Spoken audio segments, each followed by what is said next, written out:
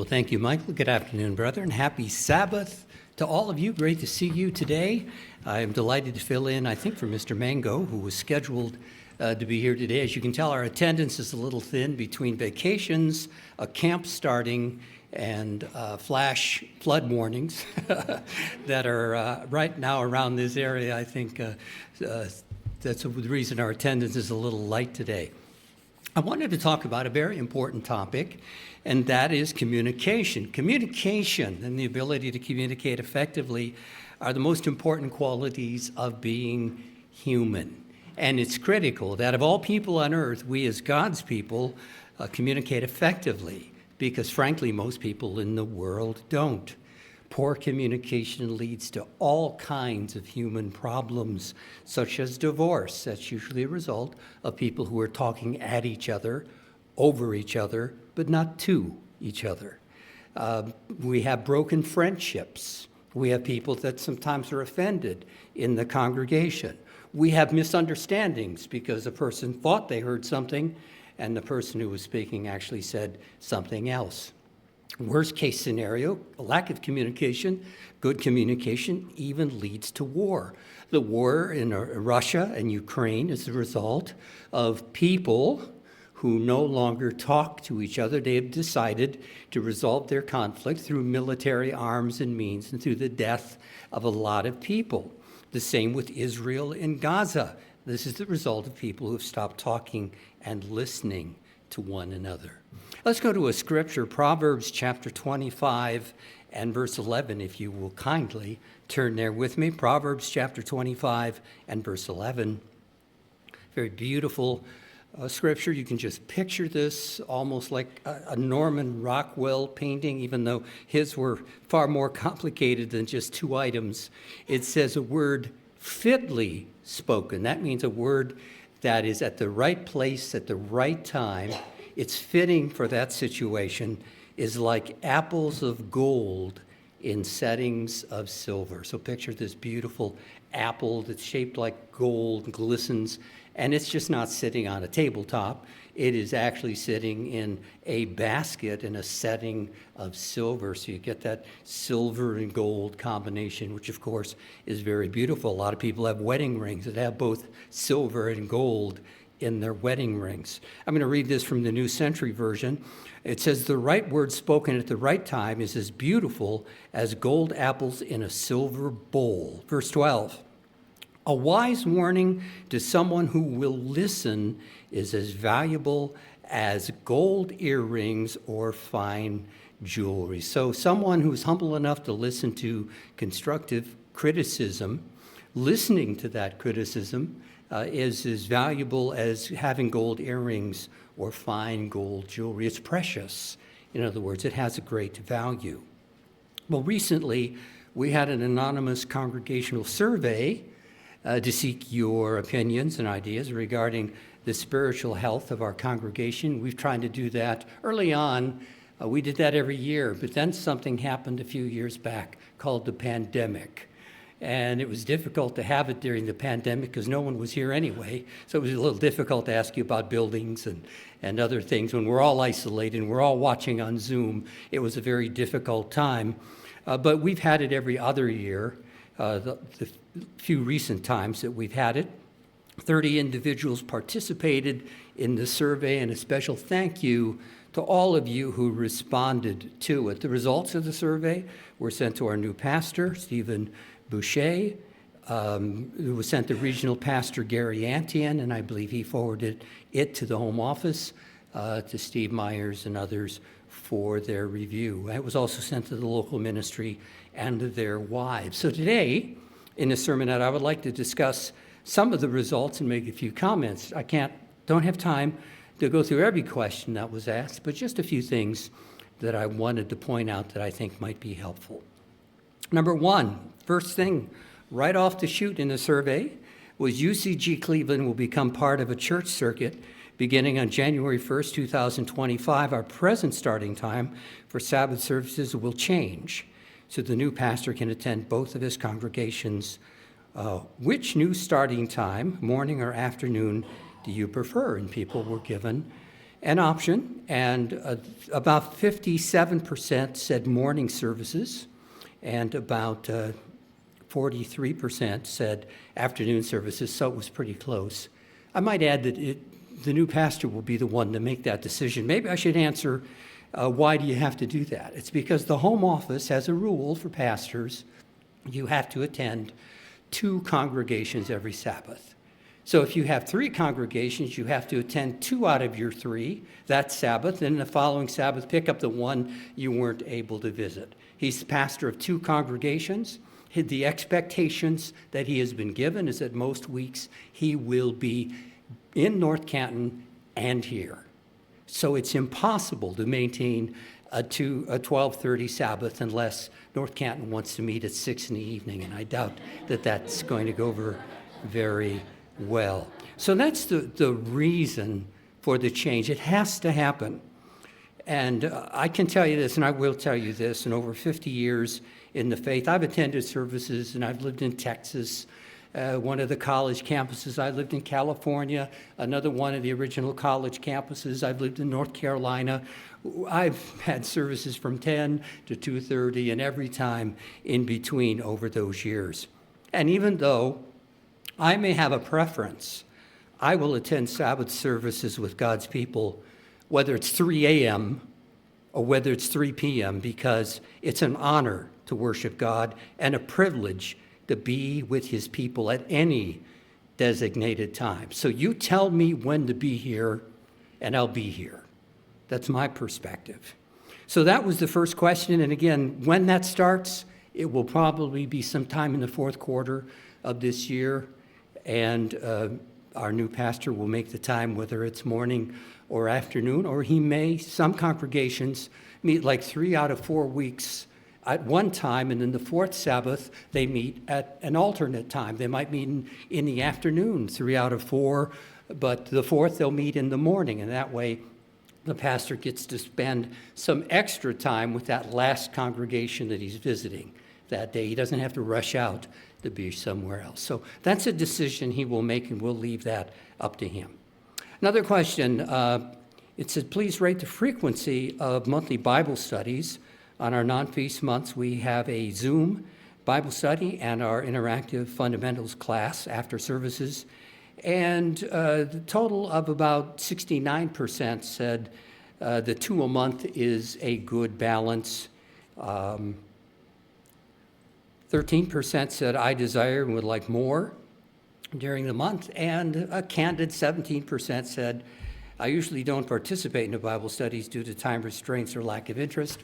So I give you bonus points for your candidness.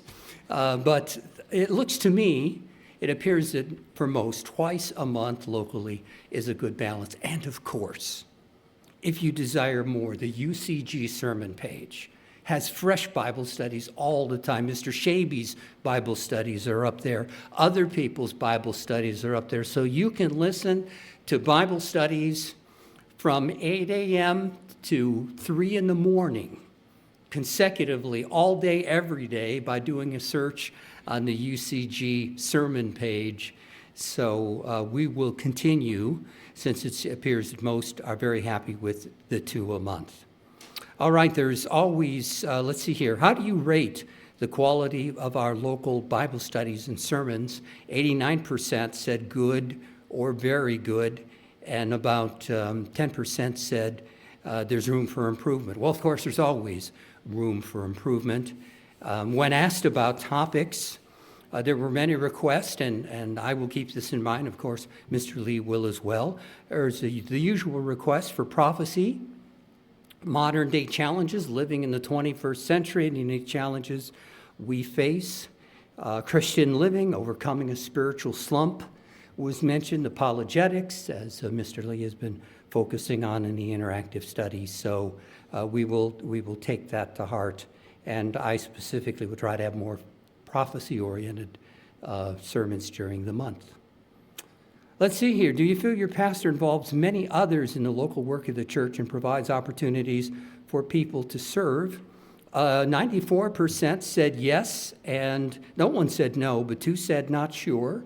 And that's okay, that's understandable. I'd just like to emphasize, as I have in the past, if there's something you really like to do, you feel that it is a calling, and you really want to do it locally, talk to your pastor about it, whether it's me or Mr. Boucher or wherever you attend, whatever United Church of God congregation you attend. The reality is that some people are naturally introverted and don't want to do anything else aside from showing up. I mean, that's the reality. Some people are very shy. They don't want to do anything except showing up and doing a little fellowshipping and going home. That's their choice, and that's okay if that's their choice. So we can't expect that everyone is going to be involved in something. In an ideal world, I wish that were the case, but I'm smart enough to know by some people's demeanor and conversations that I've had with them that that's not an interest that they have. On the other hand, if you feel there's something you would like to do, then share your thoughts with the pastor, whether it's me or Mr. Boucher, and we'll see if there's a way that we can work that out. We've tried to be very open in the past. Particularly years ago, we were far more open to people giving sermonettes or serving in any area of the congregation. Now that we have experienced people who have given sermonettes and split sermons, that need isn't as critical as it was a few years ago. Another question, how do you feel the local church leader about the local church leadership and how well they serve you? Well, 9 out of the 10 comments were very positive, and I appreciate that. Here's one thing that I will mention, a couple of things. It says, all the brethren who serve do so very well and without hesitation. That's always good to hear. Another person says, I can't say enough about how I have been accepted into this wonderful family. So this is someone who's obviously new-ish. They are genuinely good people who love God, live by his word, and offer help to others who need guidance. They are really joyful when someone's eyes are opened to God. So I found that maybe we appear to be overly serious to people that don't know us well because we're religious, and we are all about the laws and a law and the commandments and holy days and Sabbaths and all of those things. But when you get to know us, you realize there's a lot of joy that radiates from God's people. The 10th, there was actually one that could have been very helpful, and I just want to point this out because it was a lost opportunity to point out a specific area that we could get better on. Here was the answer. The reply was, could be better. Again, that was just a lost opportunity, and we have these surveys because we value your input. Just what does that mean? Just how? And in what ways could the local congregation serve you better? You had enough space to put entire paragraphs on there if you wanted to type. So it's important when you're given that opportunity to provide feedback that you be as specific as you possibly can, because just vague statements really don't help us that much. Again, there was plenty of space to provide the details needed for genuine, helpful comment. And I always encourage you to do that if Mr. Boucher does this in the future. And this, again, shows the importance of communicating effectively, of saying what you mean and being specific enough that your constructive criticism, and it's appreciated and valued, is specific enough that someone gets the message. Let me ask you this. When's the last time the state of Ohio asked you your opinion on how well the governor is serving you? When's the last time the IRS asked your opinion on how well your taxes are, right? Never. Why? Because they're monopolies. That's why they don't care. They're the only game in town. That's why. So when we do have an opportunity to provide feedback, the more specific we are, I think, the better we can be as a people and grow and change. Will we ever be perfect? No, of course not. God, because he has such a great sense of humor, decided to put human beings in his church. Human beings are flawed creatures, and we're all struggling. We all have our individual crosses to bear. We are carnal people who happen to have God's Spirit and hopefully are becoming more spiritual every day, but we still struggle with our humanity and who and what we are, and that's why there's no perfect church. I had a friend once who was looking for the perfect church, and the pastor told him, he visited a church, he says, you know what? He says, if you ever join a church, he says, that church won't be perfect anymore because they allowed you in it. So think about that. Another question, please provide one suggestion to make the congregation spiritually stronger. Now, here was something that I thought was good, because we do have this bad habit. Change seating in the dining room so people sit with others. You remember my message on Pentecost? We're creatures of habit. We sit in the same seats in here. We go to the social hall, sit in the same seat, talk to the same two people, person across from us and the one to our left, that we do every week, over and over again. Habit in that rut. And it might be a good idea if we just change. Maybe we should have musical chairs. We'll use the buzzer. And when the buzzer stops, you have to sit down wherever you were walking around the table. Anyway, I thought that was a good idea, and we do need to do something to mix it up a little bit better. Continue to focus on deep connection to the Word of God, and don't get caught up in political traps or end-time speculations. I could be wrong, I don't sense a lot of political messages here. I try not to give political messages, and occasionally it slips in, but we are not a political church. We are not Democrat, we are not Republican, we are God's people. And we're smart enough to know that they're all scoundrels. They're all parasites. Doesn't matter what party they represent. It's all carnal, it's all human, it's all selfish, and it's all about power, no matter what their so-called party affiliation is. All right, another one. Here was another opportunity, I think, to really be helpful. Again, this is a lost opportunity. One comment that may have been helpful or thought-provoking just said corporate prayer meetings. Now, my first response was, what does this mean, corporate prayer meetings being conducted at the home office? Prayer meetings being conducted by the leadership of our congregation? And I realized one definition of corporate is to do something combined or united in prayer. But it's hard to tell because that's just a short, pithy phrase, corporate prayer meetings. A more helpful and effective response next time would be something like this. As found in chapter verse, we should offer voluntary group prayer meetings for those who are interested. You see how that's worded differently? First of all, it gives an example, because our tradition isn't necessarily to have prayer meetings. That doesn't mean that it's wrong, but that's not our heritage. So if you help us to understand where there's a biblical example of prayer meetings, then maybe it could be discussed with the home office, and a pastor in a particular congregation could experiment with something like that. So that was another opportunity.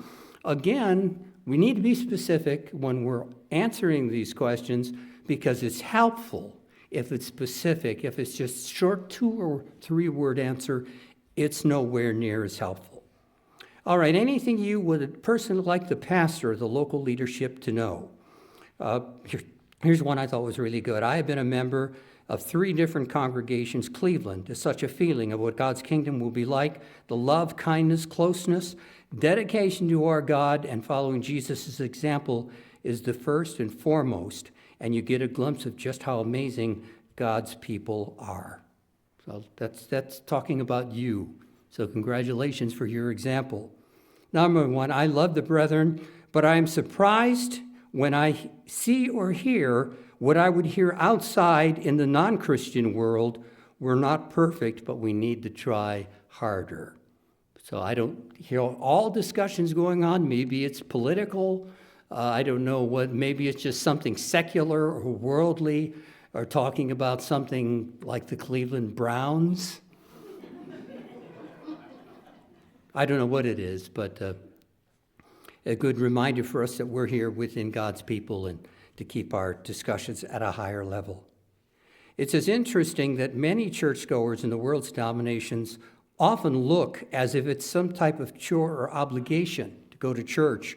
I have always viewed Sabbath services as a privilege and special blessing. Thank you for helping to make it so. So there's a good attitude. I don't think that person cares whether services are 10:30 or 2:30, because they have the right attitude. There are many interesting comments here been throughout this survey, and again, I want to thank everyone who responded to this survey. And in conclusion, I'd like to remind us of the kind of communication that God really wants us all to have. 1 Thessalonians chapter 5 and verse 11, if you'll turn there with me. 1 Thessalonians chapter 5 and verse 11.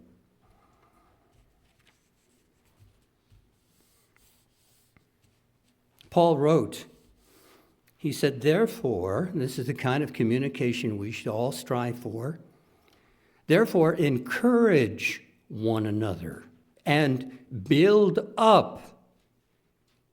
each other up, just as in fact you are doing. On January 20th, 1961, John F. Kennedy said this in his inaugural speech, and I'm old enough to have actually remember seeing him do this live on black and white television. Here's what he said. He said, ask not what your country can do for you, but what you can do for your country. Now, I'd like to repeat his words from a spiritual perspective, because this is what Paul's talking about here in 1 Corinthians chapter 5 and verse 11. Ask not what your congregation can do for you, what's in it for me. Ask what you can do for your congregation. You see, there are two ways of life. There's the way of get and the way of give. Herbert Armstrong used to talk about that quite often in his ministry. Encouraging others, building others, seeking how you can give and serve is the way of give. And that's what we want to be practicing here in the Cleveland congregation.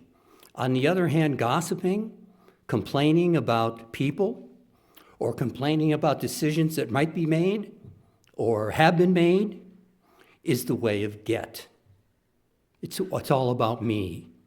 It's about what I want. And that's not the kind of attitude that we want to have here in God's church. So I encourage everyone here to practice the way of give and to communicate effectively with one another. And remember, ask not what your congregation can do for you, but what you can do for your congregation. I wish all of you a happy and fulfilling Sabbath.